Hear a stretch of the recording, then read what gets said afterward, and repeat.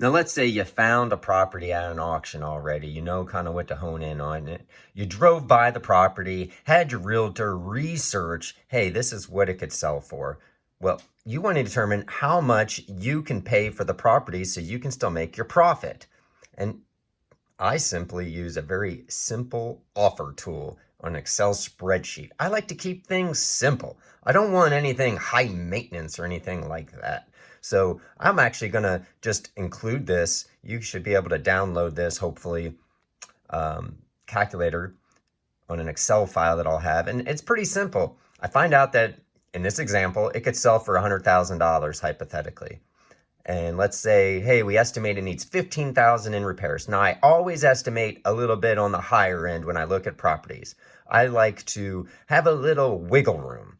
And then I subtract the real estate taxes. You find out what the tax are owed by going online and searching that property on the tax rolls. Or if you're just too lazy to do that, and which is fine, you simply call up the treasurer there at the respective county you're researching and say, what are the taxes on this property? And they'll ask you for the address, sometimes the PIN number. And that PIN number is found right there in the public notice that you were able to find. And that always helps out. And then make sure you ask, this is a very important, are there any back taxes due on the property?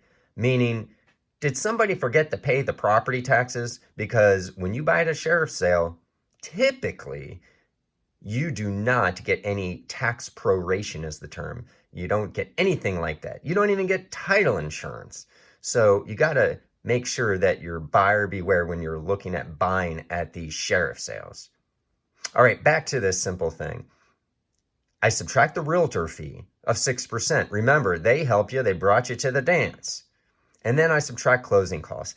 Usually they're around $2,000 to $3,000, sometimes higher, sometimes much higher, depending on how much the acquisition price is of the house. And then let's say subtract your profit. In this instance, $10,000 seems like a nice round number. And so I then calculate what I pay up to. And it's right there. My number in this example is $64,000. And again, I like to keep it simple. I don't want to have all these convoluted things in there. I just bam, bam, bam, and then I can easily decipher what to pay up to. It makes perfect sense, simple arithmetic, no guesswork, and you don't want to get emotional when it comes to this. I've been at share sales where people getting bidding wars, and they're like, I'm not going to let this guy win. And I'm like, you know what? I don't care if that guy wins. If he's willing to pay more than me, so be it. He might be more disciplined at, hey, wanting to fix up his own stuff or things of that nature. I might have to pay someone to do work, so my acquisition price might be a little bit higher. Nonetheless, you do not make it an emotional thing.